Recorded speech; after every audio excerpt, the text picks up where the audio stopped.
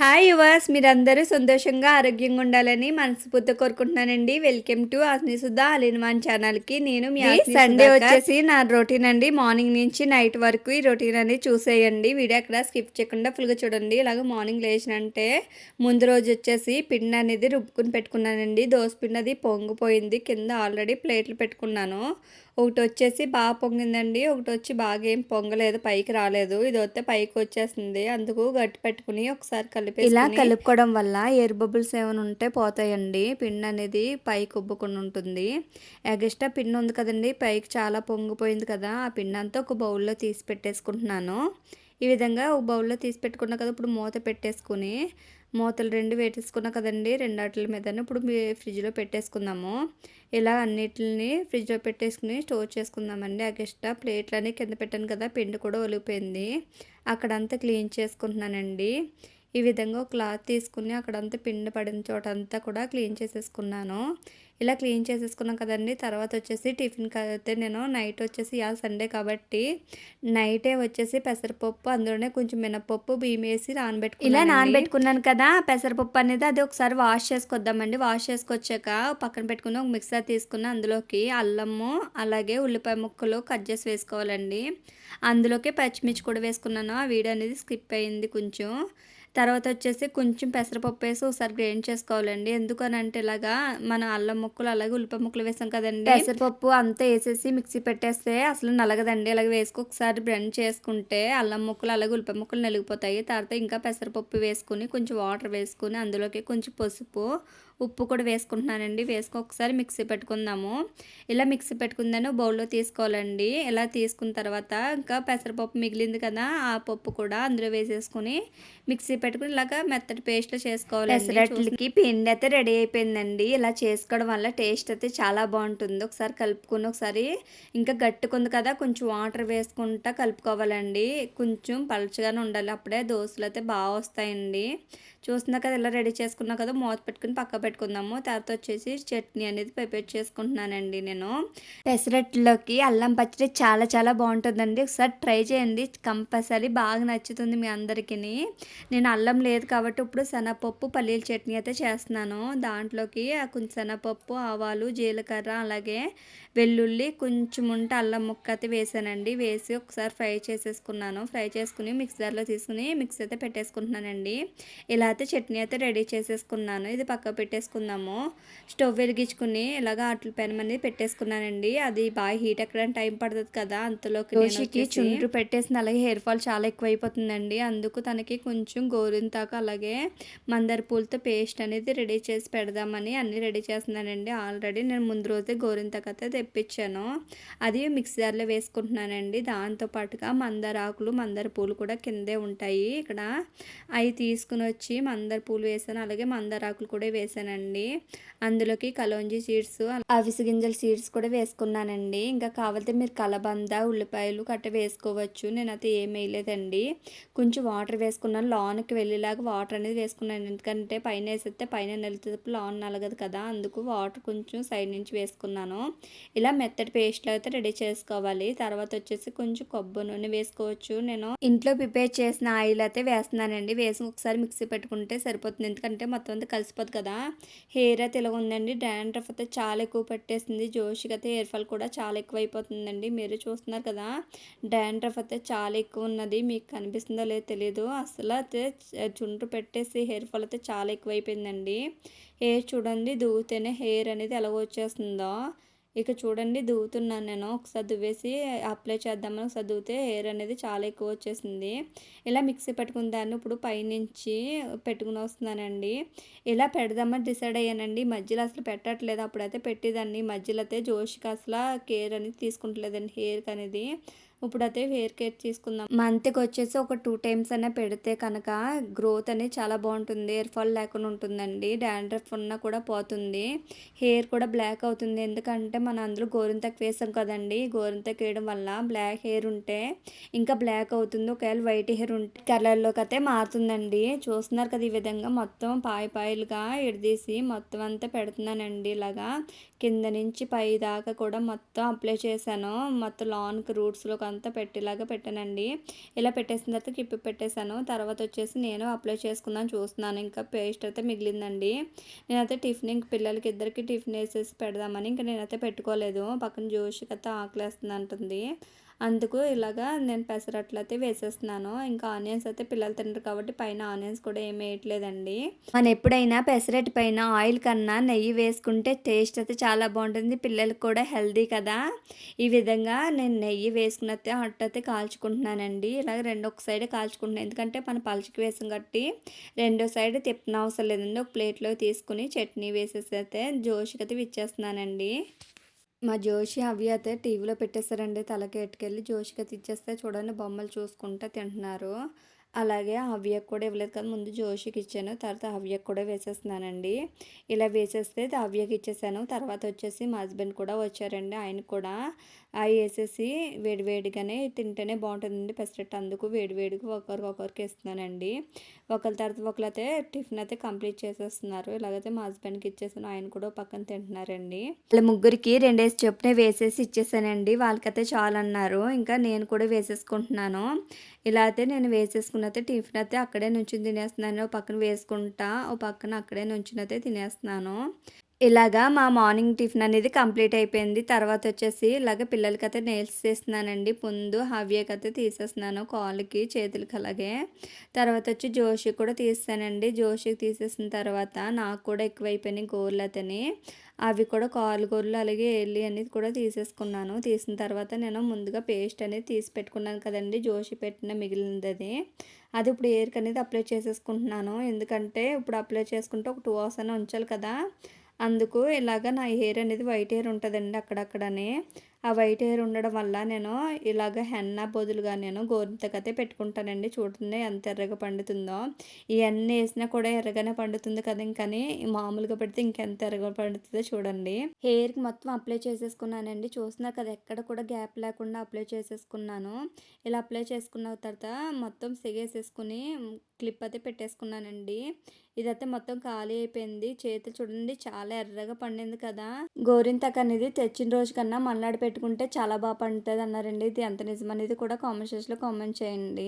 తర్వాత వచ్చేసి హెయిర్కి షాంపూ అనేది రెడీ చేసుకుంటున్నానండి. ఇంట్లో అయితే కొంకుడుగాయలు ఉన్నాయి. ఆ కొంకుడుగాయలతో పాటుకు మందారం అలాగే మందారాకులు వేసుకుని అదంతా మరగపెట్టుకుంటున్నానండి. అలాగే కలోంజీ చీడ్స్, అలాగే నేను వచ్చేసి అవిసె గింజలు కూడా వేసుకుంటున్నానండి. ఒక్కో స్పూన్ చొప్పున వేసుకుంటున్నాను. అవిసె గింజలు కూడా వేసుకుంటున్నాను. ఇలా వేసుకున్న తర్వాత ఒకసారి కలుపుకుందామండి. స్పూన్ పెట్టుకుని ఒకసారి కలుపుకుని బాగా మరగాలండి. అందులో ఉన్న రసం అంతా కూడా వాటర్లో దిగాలి. చూస్తున్నారు చూడండి బాగా మరుగుతుంది కదా. వాటర్ కూడా చేంజ్ అయింది. చూడండి మొత్తం వాటర్ అనేది చేంజ్ అయింది కదా. ఇలా చేంజ్ అయ్యాక ఇప్పుడు స్టవ్ ఆఫ్ చేసుకుందామండి. స్టవ్ ఆఫ్ చేసుకుని అది బాగా చల్లారాలి. బాగా చల్లారేదాకా మనం అది ముట్టడానికి కూడా లేదు. ఎందుకంటే మన చేత్తో అనేది మ్యాష్ చేయాలి కదా. చూస్తున్నారు కదా, ఈ విధంగా మొత్తం పిసుక్కోవాలండి. ఆ వాటర్ సెపరేట్ చేసుకోవాలి. మనకు కావాల్సిన లిక్విడ్ ఒకటే కాబట్టి ఒక స్ట్రైనర్ తీసుకుని ఆ స్ట్రైన్లోకి ఇప్పుడు ఈ లిక్విడ్ అంతా స్ట్రెయిన్ చేసుకుందామండి. చూస్తున్నారు మన అవిసె గింజలు వేసాం కదండి, దాని చికెన్ అంతా కూడా ఉంటుంది. కొంచెం హీట్గా ఉన్నప్పుడే మనకి అది మొత్తం తీసుకోవాలి. ఎందుకంటే జిగట ఉంటుంది కాబట్టి దిగదు కాబట్టి ఆ లిక్విడ్ అనేది కొంచెం హీట్గా ఉన్నప్పుడే మన చేయి పెడితే భరించేంత హీట్ ఉండాలండి. హీట్ ఉన్నప్పుడు ఈ విధంగా రసం అనేది తీసుకోవాలి. చూస్తున్నారు కదా, ఈ విధంగా మొత్తం అంతా రసం అనేది సెపరేట్ చేసుకుంటున్నానండి. ఇంకా కావాలంటే వాటర్ వేసుకొని ఆ వాటర్ కూడా మొత్తం మ్యాష్ చేసుకుని అప్పుడు మళ్ళీ స్ట్రైనర్ చేసుకోవాలండి. ఈ విధంగా లిక్విడ్ అనేది రెడీ అయిపోయింది. మనకి హెయిర్ షాంపూ అయితే రెడీ అయిపోయింది. ఇందులో కొంచెం కావాలంటే షాంపూ వేసుకున్నా మీరు హెడ్ బాత్ అనేది చేసుకోవచ్చండి.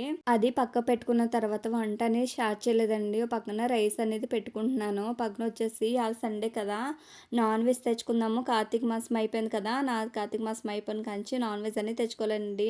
ఎంతో ప్లాన్ వేసుకున్నానండి. ఏమేమి వండుకుందాము, ఫ్రై పెట్టుకుందాము, గీ చేసుకుందామని ప్లాన్ చేసుకున్నాను. ఆ ప్లాన్ అంతా అట్టర్ ఫ్లాప్ అయిపోయింది. ఆఖరికి వచ్చేసి ఎగ్స్ కర్రీ అనే వండాల్సి వచ్చిందండి. దానికోసమని ఎగ్స్ అనేది కుక్కర్లో పెట్టేసుకో ఒక 2 విజిల్ అయితే అయిపోతాయి కదా. అందుకు కుక్కర్ పెట్టేసుకైతే కుక్కర్ మూత పెట్టేశానండి. లేకపోతే 2 విజిల్కి ఎగ్స్ అన్నీ అయితే ఉడికిపోయినాయండి. అందులోకి కొంచెం కూల్ వాటర్ వేసుకున్నాను. వేసుకుని అయితే ఒక్కోటి అయితే తీయడం అయితే స్టార్ట్ చేశానండి. ఓ పక్క స్టవ్ మీద రైస్ పెట్టాం కదండి, అది కూడా ఉడికొచ్చేసింది. అందుకు వాష్ చేసుకుంటున్నానండి. ఒక క్లాత్ తీసుకుని స్టవ్ మీద పెట్టుకుని వాష్ చేసుకుంటున్నాను. చూస్తున్నారు కదా, రైస్ అయితే అయిపోయింది. అయిపోయినాక ఎగ్స్ అన్నీ కూడా ఇలా ఒలిచేసుకున్నానండి. ఇలా ఒలిచిన దాన్ని పక్క పెట్టుకుని మసాలా రెడీ చేసుకున్నానండి. ఆ మసాలాలోని కొంచెం జీలకర్ర, అలాగే ధనియాలు, అల్లం వెల్లుల్లి అన్నీ వేసుకున్నానండి. వేసుకుని ఒకసారి మిక్సీ పెట్టుకున్నాను. తర్వాత వచ్చేసి అందులోకి ఉల్లిపాయలు వేసుకుంటున్నాను. వేసుకుని మిక్సీ పెట్టుకున్న ఆ పేస్ట్ అంతా ఆయిల్లో వేసుకుని బాగా మగ్గించుకున్న పక్కన ఎగ్స్ అనేది ఫ్రై చేసుకోవాలి కదండి. ఒక దాంట్లోకి కూడా ఎగ్స్ ఫ్రై చేసుకున్నాను. ఈజీగా అయిపోతుంది కదండి, పని అనేది త్వరగా అవుతుంది. పక్కన ఎగ్స్ వేపుకుంటా టైం పట్టేస్తుంది. పక్కన ఇది ఫ్రై చేసుకోవాలి కాబట్టి రెండు వాటి మీద రెండు పెట్టేశానండి. ఓ పక్కన అవి ఫ్రై అవుతుందో పక్కన ఇది కూడా ఫ్రై అయిపోయింది. వాటర్ వేసుకున్నాను. వాటర్ వేసుకుని ఉప్పు, కారం, పసుపు అన్నీ వేసేసుకున్నానండి. మసాలా పేస్ట్ అందులో వేసుకున్నా కదా, ఇంకా మసాలా పౌడర్ అయితే ఏం వేయలేదు. ఫ్రై చేసుకున్నాం కదా, ఆ ఎగ్స్ అన్నీ కూడా అందులో వేసేసుకుందామండి. టేస్ట్ సరిపడగా ఉప్పు కూడా యాడ్ చేసుకుందాం. ఇప్పుడే ఇలాగా ఉప్పు కూడా వేసేసుకుంటున్నాను టేస్ట్ సరిపడగా. అన్నీ వేసేసుకున్నాం కాబట్టి ఒకసారి కలుపుకుందామండి. ఒకసారి కలుపుకుని మూత పెట్టుకుని కుక్ చేసుకుందాము. దానిపైన అది అవుతుంది. తర్వాత వచ్చేసి నేను పిల్లలకి అడ్బట్ చేసిన తర్వాత నేను కూడా అడ్బట్ చేసుకున్నానండి. ఈ డ్రెస్ ఎలాగుందో కామెంట్ సెక్షన్లో కామెంట్ చేయండి. కొత్తగా ట్రై చేశాను. తర్వాత వచ్చి నేను రెడీ అవ్వి పిల్లల్ని ఇద్దరు రెడీ చేసుకుని అయితే ఇంత టైం పట్టిందండి. 1:30 అయిపోయింది. వాళ్ళిద్దరికి ఆకలి వేస్తుంది అన్నారు. అందుకు వాళ్ళిద్దరికట్టే భోజనం పెట్టేస్తున్నానండి.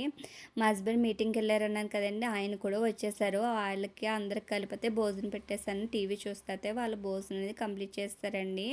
నేను కూడా వాళ్ళతో పాటు కూర్చున్నైతే భోజనం కూడా చేసేసాను. కూర్చుని చేసేసిన తర్వాత మా జోషికి అడ్బట్ చేశాక వీడియో అనేది తీయలేదు కదండి, మీకు కూడా చూపించలేదు కదా. చూడండి, హెయిర్ అయితే ఇలాగే సిల్కీగా చాలా బాగుంది. స్మూత్గా ఉందండి. పట్టుకుంటే జారిపోద్దుకు చూడండి అలా ఉంది. హెయిర్ అయితే చాలా బాగుందండి.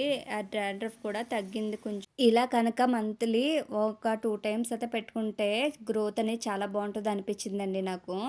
తర్వాత వచ్చేసి రీల్స్ అనేది పిల్లల చేత చేపిద్దాం, ఎలాగ సండే కదండి. జోష్ని అయితే రెడీ చేస్తున్నానండి.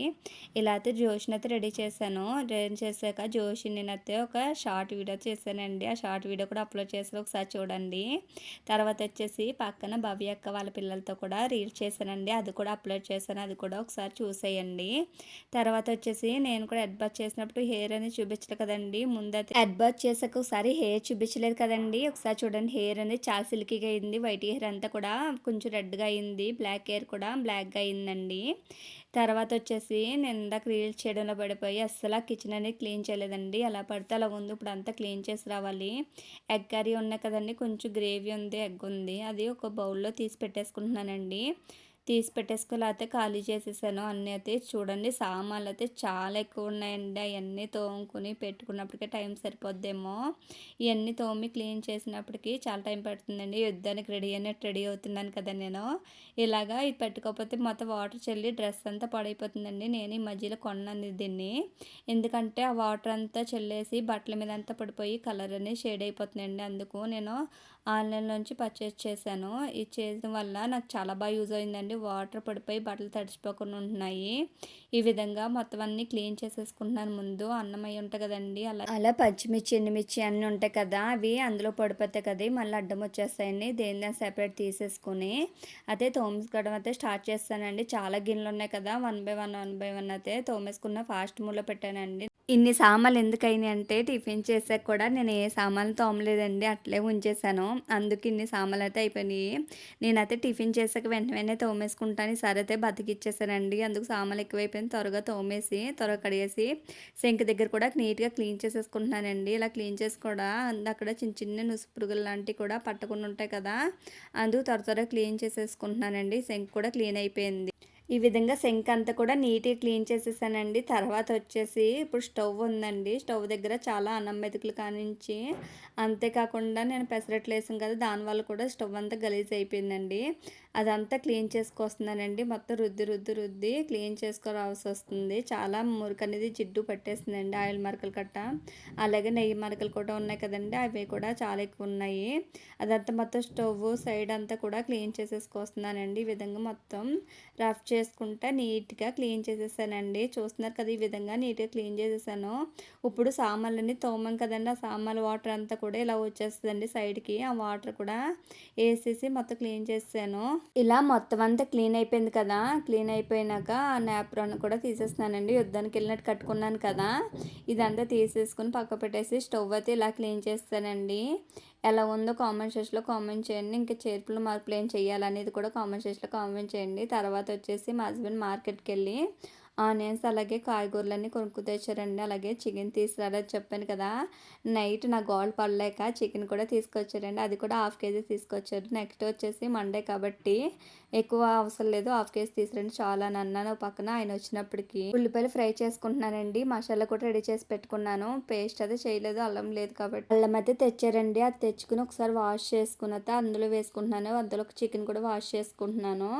ఇలా చికెన్ అంతా శుభ్రంగా నీట్గా క్లీన్ చేసుకున్న తర్వాత మనం ఫ్రై చేసుకున్న ఆనియన్స్ ఉన్నాయి కదండి, అందులో వేసేసుకుందాము. ఇంకా మసాలా రెడీ చేసుకుందాము. అందులోకి చికెన్ అనేది మగ్గుతుంది కదండి, ఒకసారి కలుపుకుందాము. ఇలా కలుపుకున్నాక మూత పెట్టుకుని కుక్ చేసుకుందామండి. కుక్ చేసుకున్నాక ఇందాక మార్కెట్కి వెళ్ళాను కదా, అల్లము అలాగే నిమ్మకాయలు తెచ్చారు.